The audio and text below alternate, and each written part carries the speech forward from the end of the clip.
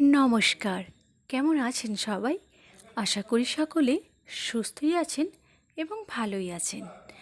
আর সকলকে আমার পক্ষ থেকে জানাই শুভ অষ্টমীর শুভেচ্ছা। তো আমি সকাল সকাল এখন বেরিয়ে পড়েছি অষ্টমীর পুজো দিতে।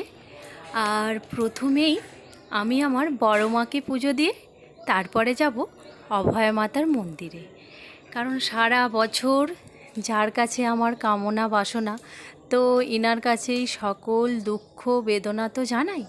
তাই আগে ইনাকে পুজো দিয়ে তারপরে আমি যাব অভয়া মাতার মন্দিরে। আর আমি যেখানে পুজো দিতে যাব ওখানে কিন্তু প্রতিষ্ঠিত দেবী, ওনাদের একটি প্রতিষ্ঠিত দেবী আছেন। সারা বছর ওনার পূজা হয়। আর এই দুর্গা পুজোর সময় যে যেখানেই থাকুক প্রত্যেকেই কিন্তু এই গ্রামে এসে উপস্থিত হয়। আর আমি বিয়ের প্রথম থেকে এসে এই অভয়া মায়ের কাছেই আমি পুষ্পাঞ্জলি দিই। আর এই যে দেখুন, আমি এখানে পুজো দিয়ে দিয়েছি। আর এই হচ্ছে আমার বড় মা।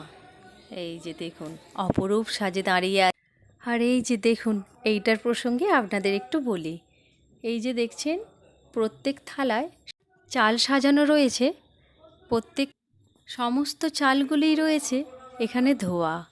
আর ধরুন একটি থালার হয়তো চাল ধসে পড়ে যায় বা কোনো কারণে যদি পড়ে যায়, তাহলে কিন্তু আবার পুনরায় নতুন চাল নিয়ে এসে ধুয়ে আবার মায়ের এখানে দিতে হবে, নইলেই কিন্তু এখানকার পুজোয় খুঁত বলে ধরে নেওয়া হবে। আর আরও একটি নিয়ম এখানে হয়, সেটা হলো সপ্তমীর দিন একটি যে পাঁঠা বলি দেয়া হয়, ওই পাঁঠার মুণ্ডটি থাকবে এই মায়ের মেন ঘটের কাছে, মানে দশমী পর্যন্ত থাকবে। আর যখন ইনারা ঠাকুরটা বিসর্জন করবে তো প্রচুর পরিমাণ সেন্ট টেন দিয়ে, কারণ ওই পাঁঠাটি তো গন্ধ হয়ে যায়, সেই জন্য।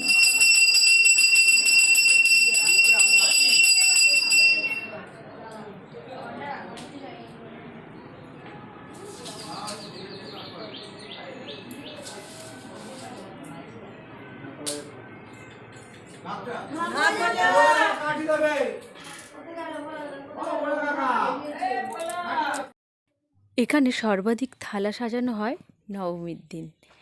এখানে যত রকম সম্প্রদায় আছে, ব্রাহ্মণ, নাপিত, ধোপা, প্রত্যেক সম্প্রদায়ের জন্য একটি করে থালা বরাদ্দ থাকে। আর আমাদের এখানে পুষ্পাঞ্জলিটি হয়েছিল এই ধরুন 9টার পর থেকে শুরু হয়েছিল। আমরা পুষ্পাঞ্জলি দিয়ে এসে এই লুচি ভাজতে বসেছি।